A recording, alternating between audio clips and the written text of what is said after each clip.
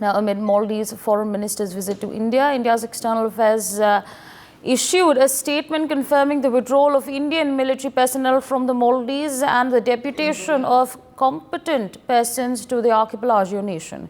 MEA official spokesperson Randeep Jaiswal said that deputation of the Indian technical personnel which provided medevac services to the people of Maldives has taken place. Reacting to the matter, Maldives foreign minister said that Maldives-India defence relations go beyond military personnel, and platforms which were handled by the military personnel will now be handled by the civilians. My colleague Brian Thomas joins us on the broadcast to give us more details on this. Brian, of course, an official announcement has been made that Indian troops have now been withdrawn from the Maldives. Give our viewers more details on the statements that have been made by the MEA. Well, Asavri, the Ministry of External Affairs has confirmed the withdrawal of Indian military personnel from Maldives, which was coupled with the dispatch of proficient individuals also to the archipelago nation to manage aviation problems. And even during a very press briefing, also the MEA spokesperson Randeep Jaiswal also elaborated on the developments, highlighting the collaborative efforts between both Maldives and India to ensure the seamless operation of aviation platforms. He also emphasized that competent Indian technical personnel have been deputed to oversee these platforms, which play a very pivotal role in providing medical evacuation, also services to the people of Maldives. And well, also Maldives Foreign Minister also Musa Zamir also underscored the multifaceted nature of defense relations between both Maldives and India, extending beyond military personnel. Zamir also expressed optimism about the joint efforts between both the two countries to foster peace and security in the Indian Ocean region. He emphasized that civilian authorities will now manage the platforms previously handled by Indian military personnel, emphasizing the very shared commitment to maintaining peace in the Indian Ocean. And this visit also of the Maldivian, Maldives minister also considered with the impending withdrawal of Indian military troops also from Maldives, which was scheduled for May 10th also. And even Indian military personnel also operated helicopters and even aircrafts in Maldives, primarily which was dedicated to humanitarian and medical evacuation missions. They have also now been replaced by skilled Indian technical personnel, ensuring the continuity of essential services. And even the bilateral relations between both India and Maldives were also rather further strengthened during the recent fourth meeting of the high-level core group, where the withdrawal of Indian military personnel was reviewed.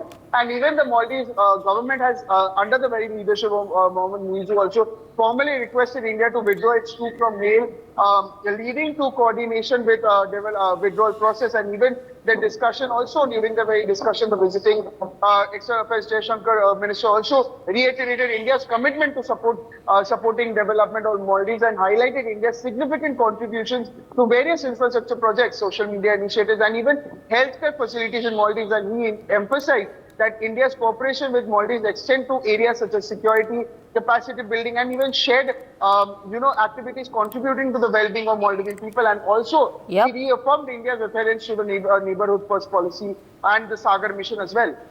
Okay, all right. Brian, stay on with us. In fact, more international news coming in at this point of time after US President Joe Biden's decision to withhold the supply of offensive weapons to stop Israel's offensive on Gaza. Now, Israel PM Benjamin Netanyahu has declared that Israel will stand alone in its war against Gaza. Addressing a gathering on the occasion of Holocaust Remembrance Day in Jerusalem, Benjamin Netanyahu said, "We were defenseless 80 years ago, and no amount of pressure will stop Israel from defending itself." My colleague Brian will be joining us very shortly to give us more details on this. But of course, viewers, as far as the Israel-Gaza war is concerned, this is the latest that we're tracking for you on the broadcast. Now, of course, US President Joe Biden has decided to withhold the supply of offensive weapons to stop Israel's offensive on Gaza. And now, of course, a statement has been issued by the Israeli Prime Minister. He said that we've been defenseless for 80 years, but no amount of pressure will stop Israel from defending itself. In fact, my colleague Brian back with us on the broadcast. Brian, take our viewers through the statements that have been made by the Israeli Prime Minister. What exactly has he said? US President Joe Biden has been now engaged in continuous efforts to persuade Israeli Prime Minister Benjamin Netanyahu to prioritize the protection of civilians in Gaza. However, yes, a very pivotal moment also in their ongoing discussions occurred about a month ago also during a very pointed phone call according to the very US official, and during the call also that happened on April 4th, following an Israeli attack that resulted in deaths of 7 World Kitchen aid workers, also Biden issued a clear ultimatum to Netanyahu: either take measures to safeguard citizens and aid workers or face a shift in US policy. And despite mounting pressures from international allies and domestic Democrats, also Biden had not previously threatened to withhold aid, making this very conversation significant. And even the repercussions of this ultimatum were very evident also last week when the White House took action with withholding a shipment also of heavy bombs destined for Israel. And the decision was also prompted by concerns over Israel's ongoing military actions in Rafah also, where the US opposes a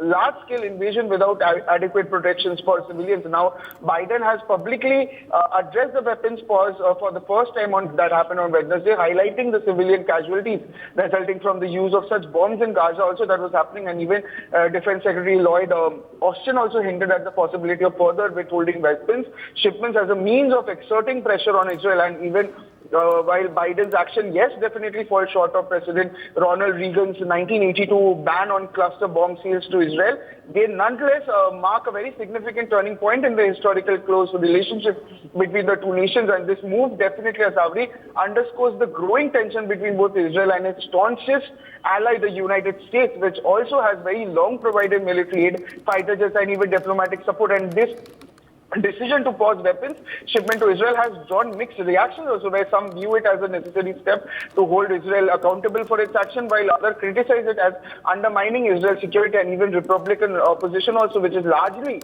aligned with Netanyahu, also has been particularly vocal in its condemnation of Biden's action.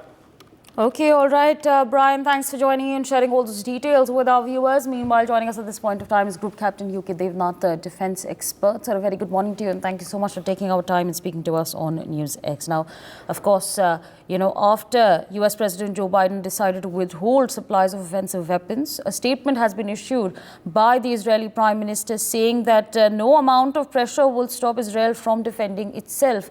What is your assessment? Do you think Israel can continue this war without the support of the United States of America? It goes without saying that the arms manufacturing industry of Israel is very sophisticated, top class, world class. Their only limitation is that their capability to produce these weapons in mass numbers in short duration. I'll just give you a rough example. If at present, if Israel is dropping 100 bombs on Gaza a day, then probably only about 40 of them are being manufactured by Israeli arms industries per day.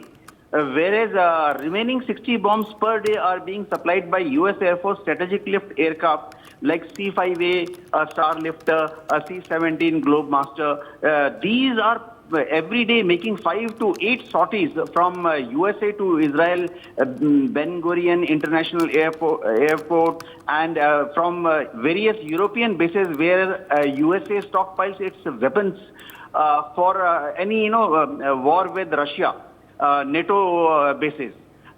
So USA is continuously supplying huge amount of these weapons, especially bombs, laser-guided bombs, GPS bombs to Israel. If USA withholds, USA has not stopped. It is just putting a temporary control check on supply of these weapons. It will definitely directly affect the war effort of Israeli Air Force. Yes, Asavri? All right, sir, absolutely. With that, I'd like to thank you for joining us on the broadcast, sharing our perspectives with our viewers. For more such videos, subscribe to the NewsX YouTube channel, hit the bell icon.